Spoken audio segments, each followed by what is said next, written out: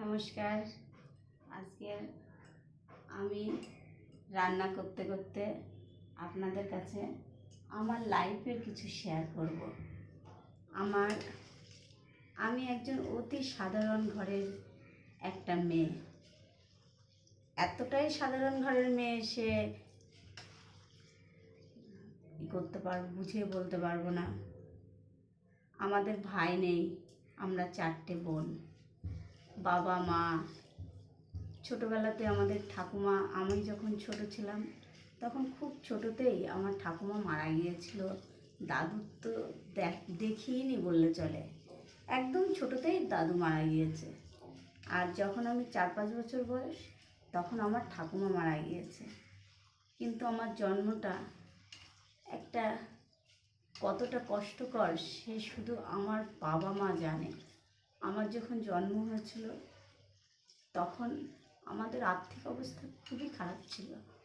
খুবই খারাপ বলতে কি, আমার যে 6 দিনের যে ষষ্ঠী হয়, একটা হিন্দু মতে, সামাজিক মতে, যে 6 দিনের দিন যে একটা ষষ্ঠী পুজো হয় বাচ্চা হলে, সেই ষষ্ঠী পুজোর সময় কিন্তু আমার একটা যে বস্ত্র, নতুন বস্ত্র দিয়ে যে আমাকে কোলে নেবে, সেই সামর্থ্যটুকুও ছিল না।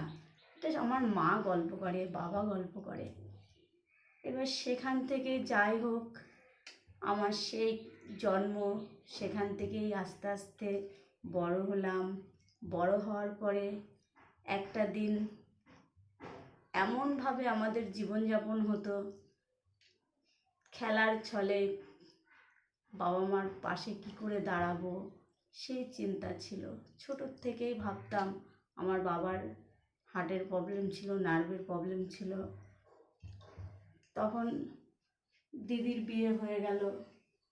পুরো সংসারে তখন আমার নিজেকেই, আমি আর আমার সেজো বোন দুজনে মিলেই কীভাবে বাবাকে সাহায্য করব, কীভাবে কি করব।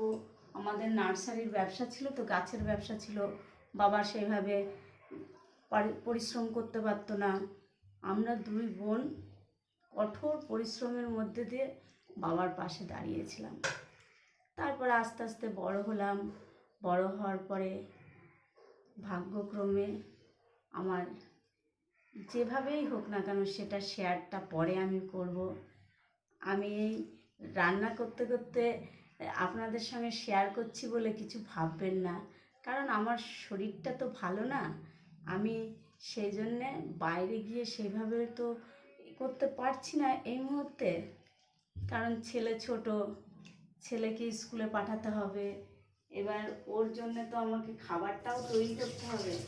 ওই জন্যে এই খাবার তৈরি করতে করতে আপনাদের সঙ্গে আমি সব কিছু শেয়ার করছি।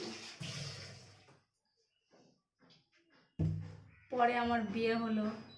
বিয়ের পরে আমার স্বামীও তো তখন কিছু কাজ করতো না। আমাদের যখন বিয়ে হলো, এক আর্থিক অবস্থার থেকে এসে আর এক আর্থিক অবস্থাতে আসলাম।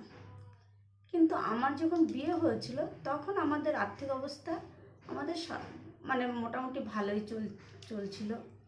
কারণ তখন আমাদের নার্সারির ব্যবসাটা, গাছের ব্যবসাটা খুব ভালো চলছিল। তখন মানে রমরমা ব্যবসা আমাদের। তখন সব রাজ্যের বাইরেও আমাদের গাছ ডেলিভারি দেওয়া হতো। সব টেন্ডার ধরা হতো, টেন্ডার ধরে সেই টেন্ডার অনুসারে আমরা করতাম। এই যে আমার ছেলে, এই যে চলে এসছে খালি গায়ে, এই যে একে তো স্কুলে 11টা থেকে স্কুল, তো এর জন্যই খাবারটা পাক করবো বলে করছি। এবার তখন ভালোভাবেই, মানে মোটামুটি ভালোভাবেই চলছিল। চলতে চলতে আবার একটা বিপদের মধ্যে আমরা পড়েছিলাম। বিপদের মধ্যে পড়েছিলাম বলতে, সেটা হয়তো যদি আমাকে কেউ দেখে থাকে, সে হয়তো অনেকেই বুঝতে পারবে আমার এই ভিডিও দেখলে পরে। কারণ আমার বাবু জেলা পরিষদে নার্সারি বিভাগ দেখাশোনা করতো, মুর্শিদাবাদ জেলা পরিষদ। তখন নিতেন চৌধুরী, তখনকার সভাধিপতি নিতেন চৌধুরী ছিল। নিপেন চৌধুরী হলো আমার বাবুর আবার মাস্টার মশাই। সিপিএমে তখন রমরমা ছিল মুর্শিদাবাদ জেলা, তখন সেই সময় আমার বাবু জেলা পরিষদের নার্সারি বিভাগটা দেখাশোনা করতো। এবার বলে না লোভ, লোভ, আর্থিক লোভটা বড় লোভ। এবার সেই আর্থিক লোভের জন্যে আমার বাবু কী করলো, সেই জেলা পরিষদের চাকরির সেই কাজটা ছেড়ে দিয়ে একজন প্রমোটার, সে হচ্ছে, আমরা প্রথমে বুঝতে পারিনি অবশ্য, সে বলল আপনি তো এত বড় নার্সারির মানে বিজনেস করেন, আপনার তো এত সোর্স আছে, তাহলে আপনি ভালো কাজ করুন। আপনি এখানে মাস গেলে যা পাচ্ছেন তার থেকে বরঞ্চ আপনি নিজের বাড়িতে বসে এরকম তিতো তুলসী বলে, যাকে কলিয়াস, বাংলা ভাষায় কি কি ভাষা বলবো সেটা জানি না, কলিয়াস বলে একটা গাছ, আর বাংলাতে বলতো তিতো তুলসী, সেই কলিয়াস গাছের ব্যবসা। বললো 5 টাকা করে আপনি গাছ হচ্ছে চাষিদের কাছে বিক্রি করবেন আপনার নার্সারির থেকে, আর সেই গাছ আপনি হচ্ছে পেয়ে যাবেন, যখন রিটার্ন দেবেন তখন 10 টাকা করে দেবেন রিটার্ন। এই কথা বলেছিল। তখন তখন আমার বয়স আনুমানিক, তখন আনুমানিক এই 16-17 হবে। এবার যখন এই কথাটা যখন বলল, তখন আমার বাবা বলল ঠিক আছে, তাহলে তো আমি তো যেভাবে যা করছি, এবার আমার এখন বয়স হয়ে গেছে, আমি আর বাড়ি ছেড়ে এইভাবে থাকতেও পারি না, ঠিক আছে তাহলে পরে আপনি আমার যখন বাড়িতে বসে করতে হবে। উনি রীতিমতো সেই কাজ করা শুরু করলো। বাড়িতে বসে কী করতো, উনি নিয়ে আসতো গাছ, নিয়ে এসে যত আমাদের ওখানে চাষিরা আছে, দূরের দূরের চাষি, সব জায়গার চাষিদেরকে উনি গাছগুলো দিত। 5 টাকা করে গাছ নিচ্ছে। এবার সেই নেওয়ার সময় 5 টাকা করে যখন গাছটা নিত, তখন 50 পয়সা করে দিত। আর যখন আবার ফের গাছটা যখন রিটার্ন নেবে, তখন হচ্ছে চাষিদেরকে 10 টাকা করে দেবে, আর আমাদেরকে 1 টাকা করে দেবে, সেই কথা বলেছিল। এবার এটা তো অনেক রকমের এখন চিট ফান্ড, এটা তো তখন তো আমরা তো বুঝতে পারিনি তো ব্যাপারটা। এবার সেই মতন আমরাও সেই কাজ করা শুরু করেছি। কাজ করতে করতে এবার প্রথমে ভালোভাবেই প্রথমে হচ্ছে আমাদেরকে পেমেন্ট দিত। আর আমার বাবু মনে করেছিল ক্যাপিটালটা আমি এখন নেব না, আমি ক্যাপিটালটা পরে নেব, ক্যাপিটালটা আস্তে আস্তে জমুক, কিছুটা জমলে পরে আমি সেই ক্যাপিটালটা নিয়ে আমি নিজে কিছুটা গাছ লাগাবো, সেটাই ভেবেছিল। কিন্তু সেই কথা ভাবতে গিয়ে সে তো বছরখানেক ভালোভাবে পেমেন্ট করেছে, নিয়েছে। প্রথমে যারা করেছে খুব ভালোভাবে ব্যবসা করেছে, খুব ভালোভাবে রিটার্ন দিয়েছে। আমার বাবুর অনেক টাকা জমে গিয়েছিল। বাবু ভাবলো কি আমি এবার গাছগুলো তুলি, 1 বিঘা জমিতে আমি চাষ করব। এবার 1 বিঘা জমিতে তখন চাষ করলাম। চাষ করার পরে কপালে যদি না থাকে কিছু আর বলার নেই। চাষ করলো, চাষ করার পরে গাছটা যখন রিটার্ন দেওয়ার টাইম হলো, তখন এই যে আমার ছেলে ভীষণ দুষ্টু ছেলে, হচ্ছে দুষ্টুমি করতে এসছে। এবার সেই সময় গাছগুলো বলল গাছগুলো রাখুন একটু, এখন হচ্ছে প্রবলেম হচ্ছে, গাছগুলো মার্কেটে ওষুধ যেখানে তৈরি হয় সেখানে অনেক এক্সেস হয়ে গেছে, তা একটু হলে স্বাভাবিক হলে গাছগুলো নেব। এবার অলরেডি চাষিদের কাছেও কোটি কোটি গাছ দেওয়া হয়ে গেছে, নিজেরা প্রায় 4-5 লাখ গাছ নিয়েছি। হঠাৎ ভরাডুবি, মাস 2 পরে বলল গাছ আর এখন নেওয়া যাবে না, কারণ গাছ বয়স হয়ে গেছে। প্রথমে নিল না, পরে বলল কি গাছ এখন নেওয়া যাবে না, গাছ পচে গেছে। তখন কেমন লাগে বলুন? তখন চাষিরা সব আমাদের বাড়িতে হামলা। তবু চাষিরা সবাই বুঝেছিল, সবাই জানতো।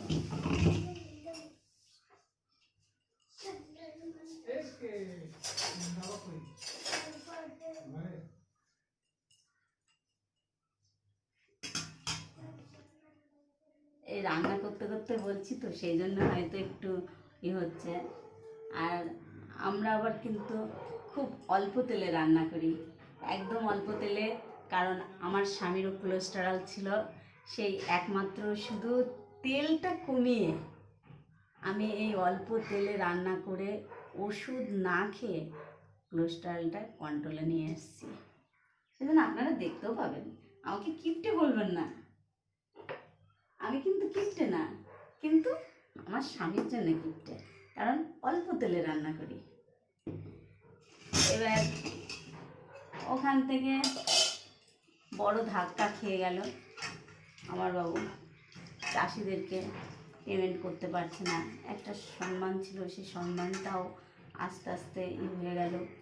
কিন্তু যত তখনকার দিনে সোমেন মিত্র, উনি তখন মনে হয় ছিল, মানে আমাদের যত মানে ভালো ভালো লোক আছে সবাই জানতো আমার বাবা এ কাজটা করতে পারে না, কারণ উনি ফেঁসে গিয়েছে।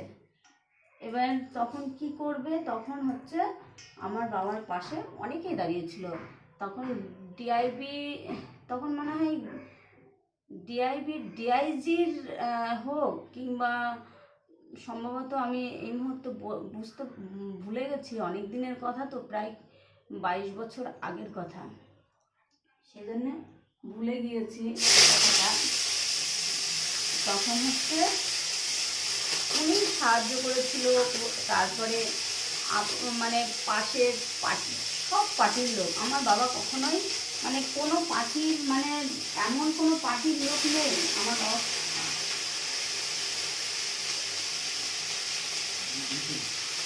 হ্যাঁ, এই যে আমার একটা ভাই এসছে, দেওর এসছে, এসে উঁকি মেরে চলে গেল। এবার মানে লাইফটা মানে পুরো মানে জটিল একদম।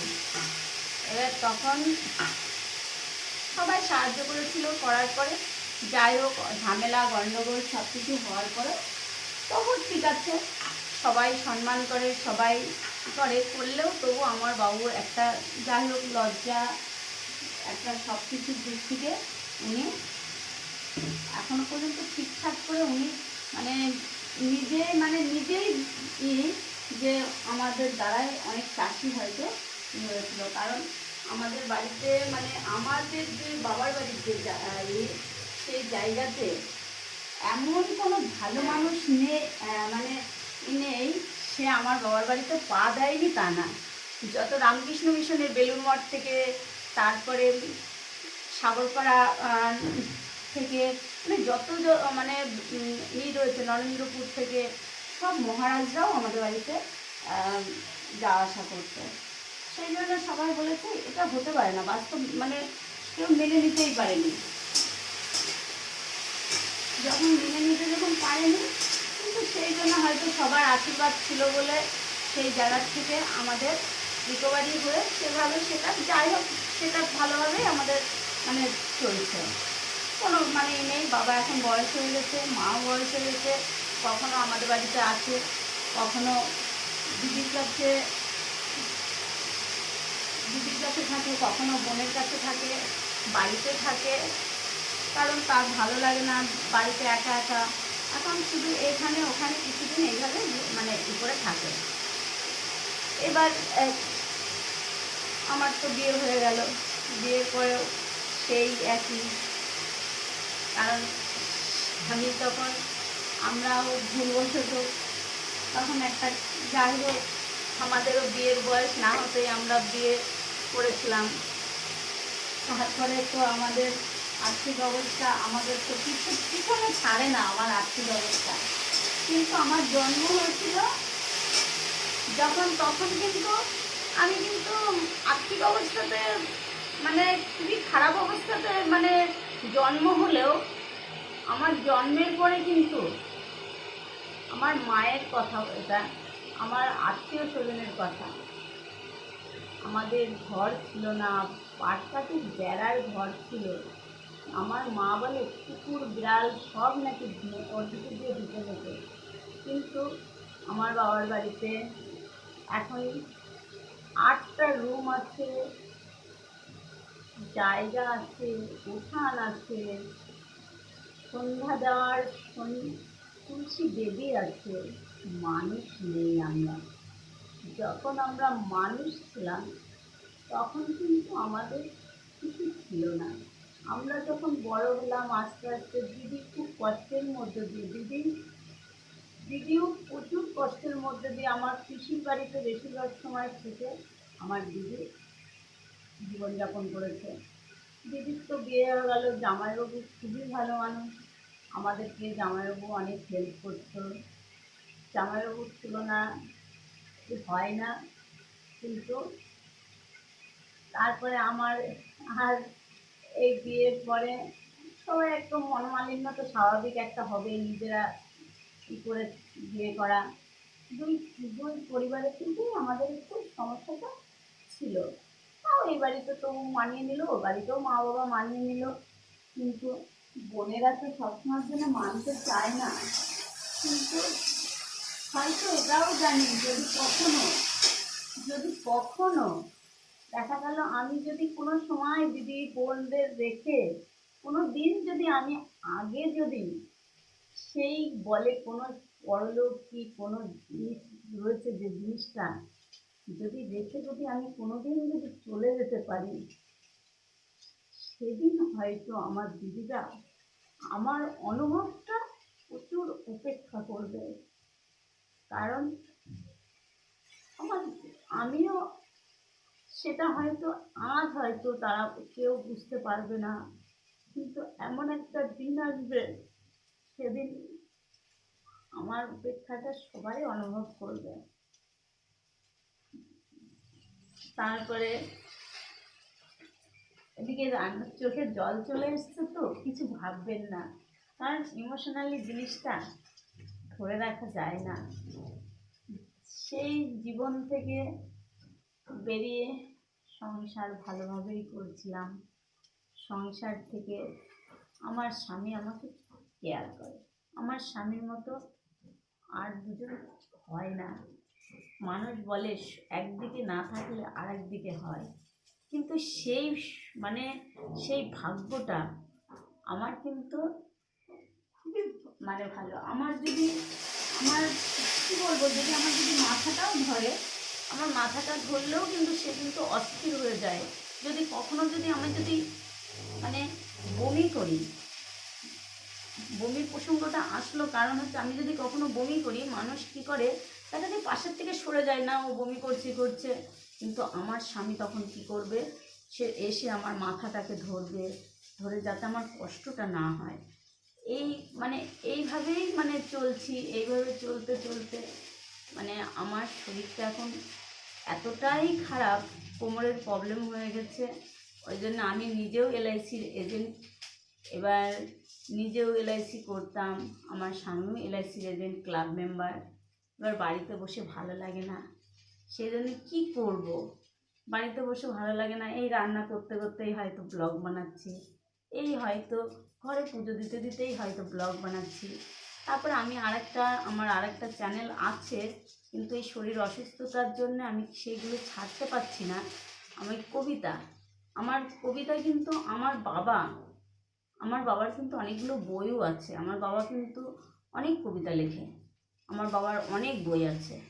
এবার সেই হয়তো বাবার রক্তের হয়তো না কি আমি জানি না, আমি ছোটোর থেকেই মানে আমার কবিতা যে কোনো একটা কিছু দেখলেই হয়তো আমি কবিতাটা লিখতে খুব ভালোবাসি। এবার সেই কবিতা কিছু লিখে আমি কবিতা ছেড়েওছি, আমার ভিউজও ভালো আছে, কিন্তু আমি আমার এই শরীরের জন্যে আমাকে দেখলেও হয়তো বুঝতে পারছেন আমি সত্যিই অসুস্থ।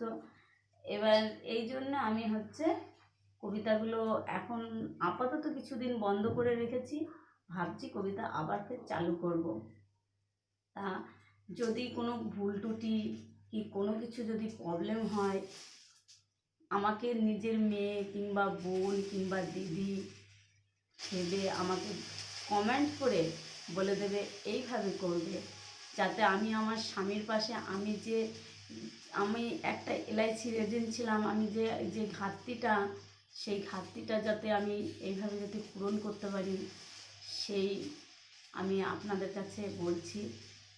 আরও আমি আমার লাইফের ঘটনা পরে আবার নিয়ে আসবো, আপনাদের কাছে বলবো। আমার লাইফের আরও অনেক ঘটনা আছে, শুনলে পরে মানে আপনারা ইমোশনালি বুঝতে পারছেন না। আমার লাইফের প্রচুর ঘটনা আছে। এবার যদি ভুল ত্রুটি হয় ক্ষমা করবেন। নিজের মেয়ে বোন দিদি হিসাবে সে কমেন্ট করে আমাকে জানাবেন, এইভাবে করতে হবে, এইভাবে বলতে হবে। আমি চেষ্টা করব। আর আমার পাশে একটু থাকবেন, সাবস্ক্রাইব করবেন, শেয়ার করবেন, আমি যাতে এইভাবে ব্লগগুলো আপনাদের সামনে আনতে পারি।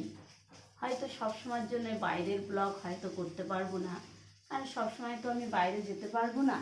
এই জন্য হয়তো কখনো পুজো করতে করতে, কখনো ছেলেকে স্নান করতে করতে, যাতে আমার সময়টা যাতে কেটে যায়, সেই হিসাবে আপনাদের কাছে আমি আর অনুরোধ করছি, আমার চ্যানেলটিকে সাবস্ক্রাইব করবেন, শেয়ার করবেন, কমেন্ট করবেন। আমি আপনাদের কাছে অনেক অজানা গল্প, অনেক কিছু বলবো। নমস্কার।